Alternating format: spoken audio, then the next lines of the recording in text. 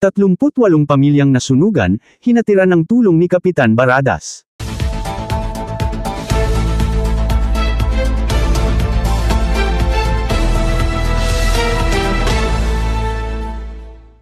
Bago tayo magpatuloy, huwag kalimutan mag-follow, mag-like, at i-share iyong aming Facebook page.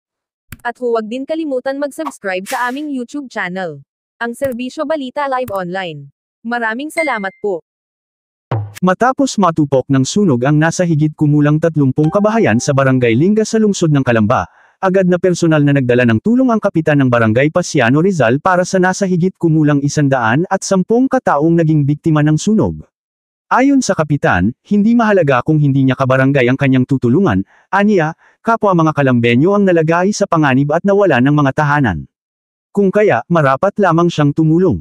Idinagdag pa nito na wala siyang pinipiling individual na tutulungan, dahil aniya, bilang isang public official, tungkulin niyang pagsilbihan ang kapwa niyang mga Kalambenyo. Kapnap, ano po masasabi niyo sa mensahe at pasasalamat ng mga nasunugan dito sa Barangay Liga? Dahil kahit hindi kayo talaga Barangay Liga, ay agara kayong nagbigay ng tulong. Sa mga nasunugan na po wala po hindi na mga gamit po. Siyempre, alam po naman natin na ito namang nangyari sunog po sa Lingga ay hindi naman natin inaasahan, walang may kagustuhan. Sapat po naman natin bilang isang naglilingkod barangay, bilang barangay, tayo po naman kung ano pwede po natin maitulong. Tayo po susuporta. Hindi lang naman po tayo dahil sa nasasakupan natin barangay, tayo tumutulong. Pero siyempre, alam po naman natin na ito yung mga karating barangay natin, nakapwa kasamahan din natin naglilingkod sa barangay, kung anong po ba ang pwede natin maitulong. Tutulong po tayo sa abot po ng ating makakaya. Ang mahalaga po doon, kapwa Kalambenyo pa rin po ang ating tinutulungan. Nagpasalamat ang mga nasunugang residente ng Barangay Linga, hindi lang sa inihatid na tulong ni Kapitan Nap Baradas, kundi pati na din sa agarang aksyon at tulong na inihatid ni Mayor Ros Rizal, pagkatapos maapula ang sunog. Napakarami pong salamat. Hindi matatawaran po ang kanyang pagtulong ni Konsehal Baradas sa naganap na trahedya sa sunog dito po sa aming barangay. Lubos po ang aming pagsalamat sa kanya sa pag-abot, sa pagtulong dito sa mga nasunugan. Kaya maraming po salamat. God bless you po, Konsehal Baradas. Samantalang, nagpasalamat si Kagawad Neil Abesamis ng Barangay Linga sa mabilis na pagresponde ng Bureau of Fire Protection Units mula sa mga lungsod ng Cabuyao, Santa Rosa, at Biñan. Nandito po tayo ngayon para po i-monitor kung ano po mga pangailangan ng ating mga kanayan na sunugan. Sa ngayon po, meron po tayo na mga family na evacuees po dito. Sa total po na 38 pero partial pa rin po. 33 po yung ibang pamilya ng sunugan ay nanatili po sa kanilang mga kamag-anak kaya wala din sa ating court.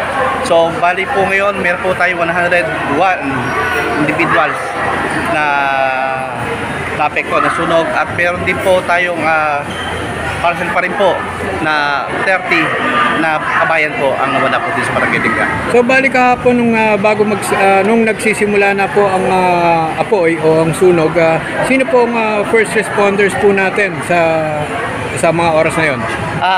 Palibasa po ang Barangay Palingon po ay karating lamang po ng Barangay Linga. Sila po ang unang dumating. Ang ginawa po namin bilang po sa mga Barangay Linga, kami po lahat din nakapag-coordinate sa lahat po na malapit na fire station. So, ang nangyari po, nag-post po muna po ako at marami po nabasa. Ito nga po ay nabasa ng ating buting Mayor Ros at marami po nag-share.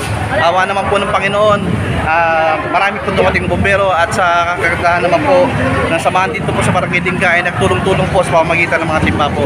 Na ito rin po ay nagbigay po ng magang lunas para po mapuksa po ang lumalagalang tao. Ayun po ang fire truck po ng Barangay Palingon, pero nung nagdadatingan po truck, basta po hindi ko po talaga alam ang eksakto kung sino-sino po yung sumusunod na dumating. Nandiyan po ang Cabuyao, Santa Rosa, at may dumating pa rin po taga-Mamatin po. Bali po ang nangyari po, base po doon sa mga ibang saksyo, nagsimula po sa isang bahay, kaya po tumawid sa kabilang kalsada po dahil po yung wire po ng kuryente masyado na po pagliliyap. Ito po bumagsak sa kabayan at ito po yung nag-isani po na sunog po sa kabilang kalsada po. Yun lang po, marami pong mga gamit lang po nasira, mga e-bike, mga motor, yun lang po at yung mga pangkabuhayan po nila sa pang-araw-araw, lalo po may mga tindahan po. Ayon dito, bagamat sinikap ng mga firefighting units na maapula agad ang sunog, nahirapan ang mga ito na pasukin ang makipot na kalsada kung kaya umabot sa nabanggit na dami ng mga kabaayang natupok ng sunog. Idinagdag pa nito na bukod sa masikip na ang kalsada sa nasabing lugar, ay may ilang mga sasakyang nakaparada at iba pang nakasagabal sa gilid ng kahabaan ng nasabing kalsada, bagay na nakadagdag sa pagdulot ng kahirapan para sa mga firefighting units na makapasok agad. Ayon pa din sa kagawad ng barangay, wala naman napaulat na nasaktan o nasawi sa nasabing sunog. Ito si Ian Almario, ang AI reporter ng Serbisyo Balita, nag-uulat mula sa silid balitaan ng DZSB, ang himpilan ng katotohanan at paglilingkod.